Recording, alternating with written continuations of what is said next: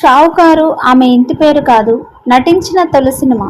కానీ షావుకారు జానకి అంటేనే ఆమెని గుర్తుపడతారు. ఎంజీఆర్ గారి భార్య జానకి గారు అప్పటికే సినీ రంగంలో ఉండడంతో శంకరమంచి జానకిని షావుకారు చేశారు. పేరుకు ముందు రిచ్నెస్ ని జీవితమంతా మోసిన జానకి గారు నిజానికి పేదరికంతో సినిమాల్లోకి వచ్చారు. 3 నెలల పసిబిడ్డతో షూటింగ్కు వచ్చిన జానకి ఇల్లు గడవడం కోసమే సినిమాల్లో నటించారు. 1931 సంవత్సరంలో రాజమండ్రిలో పుట్టిన జానకి గారి తండ్రి ఒక పేపర్ మిల్లు ఉద్యోగి. 6 సంతానం. జానకమ్మకి 2 చెల్లెళ్ళు. ఒకరు ప్రముఖ నటి కృష్ణకుమారి గారు. జానకి గారు రేడియో నాటికల్లో నటించేవారు. ఆమె గొంతు విన్న బిఎన్ రెడ్డి గారు అవకాశం ఇవ్వాలని ఉత్సాహపడ్డారు. గుణసుందరి కథ సినిమా వెతుక్కుంటూ వచ్చింది. అయితే సాంప్రదాయ కుటుంబం ఒప్పుకోలేదు. ఎందుకైనా మంచిదని హడావుడిగా పెళ్లి చేశారు. జానకి అత్తగారి ఆస్తి ఏదో గొడవల్లో పడింది. భర్త ఈజీ గోయింగ్. జానకికి నటన తప్ప ఇంకేది రాదు. ఇల్లు గడవాలి. బిఎన్ రెడ్డి సాయం కోరితే షావుకారులో సుబ్బులు పాత్ర లభించింది. 73 సంవత్సరాల నటనా జీవితానికి అదే పునాది. ఇంత సుదీర్ఘకాలం నటించిన వాళ్ళు అరుదు, బతికిన వాళ్ళు అరుదు.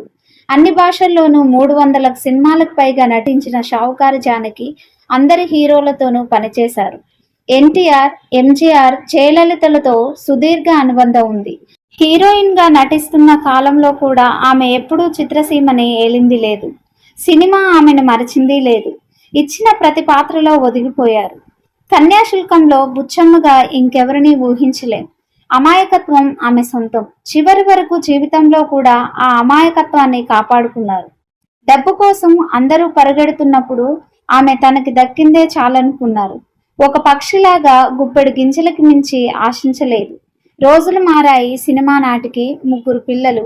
వాళ్ళ కోసమే నటించారు, బ్రతికారు జానకి గారు. భర్తతో విడాకుల తర్వాత మళ్ళీ పెళ్లి చేసుకోవాలని అనుకున్నారు. కానీ సవతి తండ్రి తన పిల్లల్ని సరిగ్గా చూస్తాడో లేడో అనే భయంతో వద్దనుకున్నారు.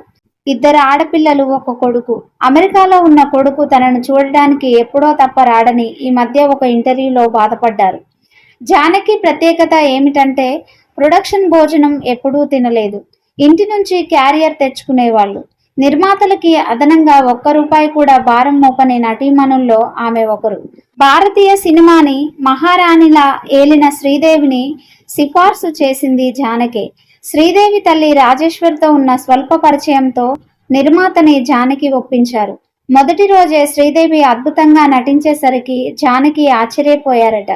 చిన్నతనంలో మహాత్మా గాంధీకి సేవలు చేశారు. నెహ్రూ, ఇందిరాగాంధీ ఆమెకు తెలుసు. 3 ముఖ్యమంత్రులతో పరిచయం ఉన్న ఆమె ఏనాడు అవార్డులు, పదవులు కోరుకోలేదు. 2022లో తమిళనాడు కోటాలో పద్మశ్రీ అవార్డు వచ్చింది. అక్క చెల్లెళ్ళు సినిమాలో ఫస్ట్ నైట్ సీన్లో యాక్ట్ చేసినందుకు ఆమె బంధువులెవరూ మాట్లాడేవారు కాదట. చెప్పుకోకపోయినా చిన్నతనం నుంచే తీవ్రమైన ఫెమినిస్టు భావాలున్న మహిళ. ఆర్థిక స్వాతంత్రం ఉంటే అన్ని స్వాతంత్రాలు మహిళకు ఉన్నట్టే అని అనేవారు. ప్రస్తుతం మాతృత్వం విషయంలో అమ్మాయిలు అనుసరిస్తున్న ధోరణిని కొన్ని ఇంటర్వ్యూలో ఆమె విమర్శించేవారు. మాతృత్వం అతి పెద్ద వరం, అది భారం అనుకోకూడదనేవారు. అద్భుతమైన ఇంగ్లీష్ మాట్లాడే పాతతరం హీరోయిన్లలో జానకి గారు మొదటివారు. ఆమె తరువాత జయలలిత మాత్రమే.